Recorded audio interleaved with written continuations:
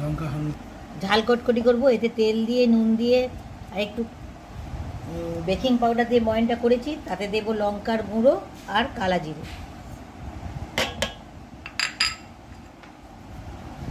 আজ গোলমরিচ নেই, তাই গোলমরিচও দিতে হয়, কিন্তু আজকে আমার ঘরে গোলমরিচটা পুড়িয়ে গেছে।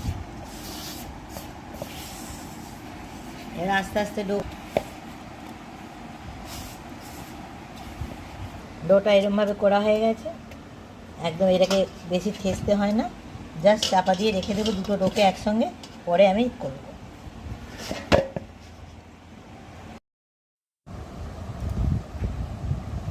এবার এগুলোকে পিস পিস করে কাটবো, বেলে নিয়েছি, বেলাটা আমি দেখাবো আবার, কিন্তু কাটবো এটা। একটা ঝাল কটকটির পিস হচ্ছে।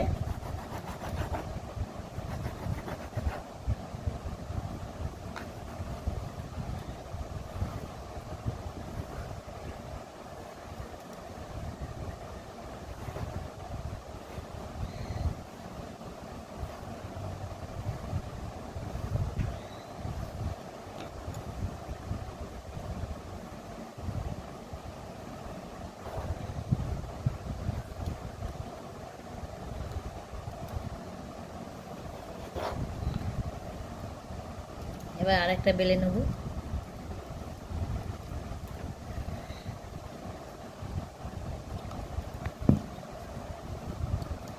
আবার একটু কেটে নেব।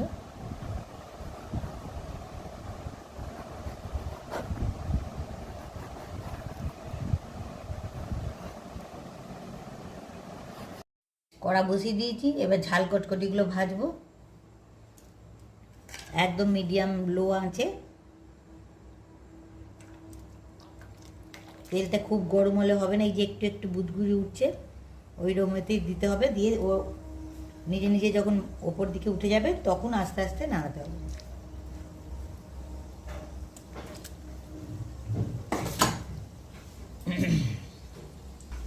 ওপর দিকে উঠে গেছে।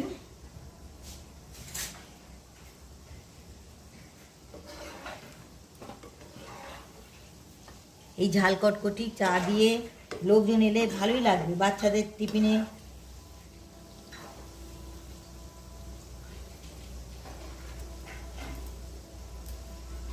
লো মিডিয়াম আঁচে হবে, একদম লো আঁচে ছিল এতক্ষণ।